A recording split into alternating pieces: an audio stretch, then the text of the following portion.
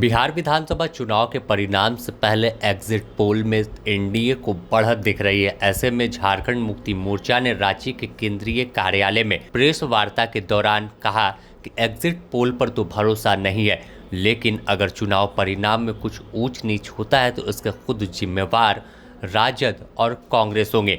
यह शुरू से ही अलग तरीके की राजनीति करते हैं। छत्तीसगढ़ में भी झारखंड मुक्ति मोर्चा को किनारे किया था, जबकि बृहद झारखंड के तहत वहां के 3 जिले पर झारखंड अपना दावा करता है और वहां आदिवासियों की आबादी सबसे अधिक है। वहां परिणाम क्या हुआ सबके सामने है। अब बिहार का परिणाम एक दिन बाद आना है, तो ऐसे में अगर कुछ होता है तो यह खुद सोचने वाली बात कांग्रेस और राजद के लिए है।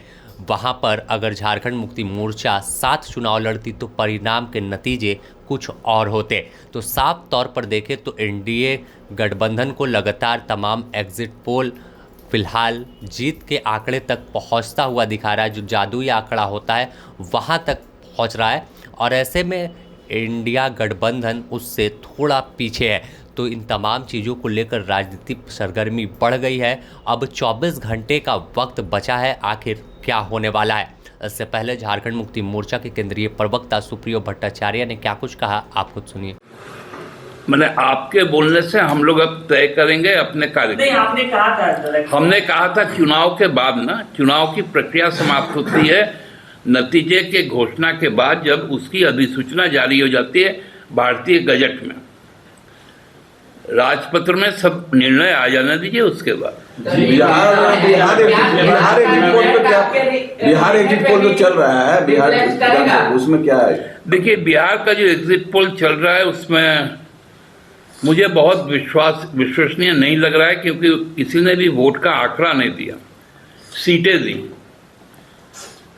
लेकिन हम समझते हैं यदि कहीं पर भी महागठबंधन सरकार बनाने में यदि किसी प्रकार से विफल रही तो उसके जिम्मेवार वो खुद होंगे, क्योंकि कांग्रेस ने यही गलती छत्तीसगढ़ में की थी जो कांग्रेस और राजद ने बिहार में की।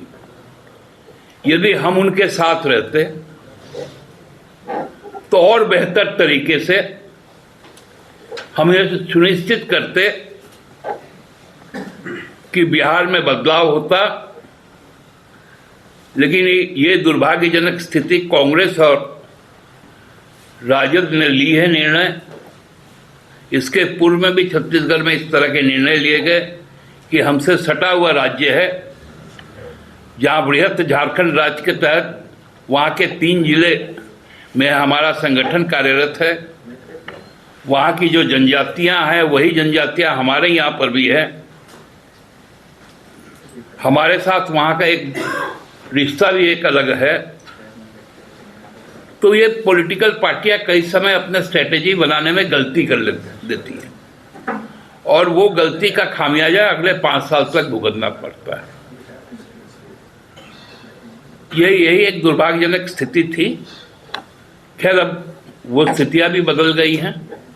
तो साफ तौर पर देखें तो चुनाव के नतीजे को लेकर 24 घंटे का समय बचा है। आज की रात कयामत की रात तमाम उन प्रत्याशियों के लिए है किसकी किस्मत खुलने वाली है। फिलहाल सभी स्ट्रांग रूम में ईवीएम में सभी प्रत्याशियों की किस्मत कैद है। जब परिणाम यानी 14 तारीख को सुबह 8 बजे से वोटों की गिनती शुरू होगी, तब तस्वीर साफ होगी कि आखिर क्या कुछ निकलकर ईवीएम से बाहर आता है। क्या एग्जिट पोल सही साबित होता है, या जिस तरह से झारखंड में एग्जिट पोल फेल हुआ था उसी तरह बिहार में भी कुछ देखने को मिलेगा। रांची से ब्यूरो रिपोर्ट।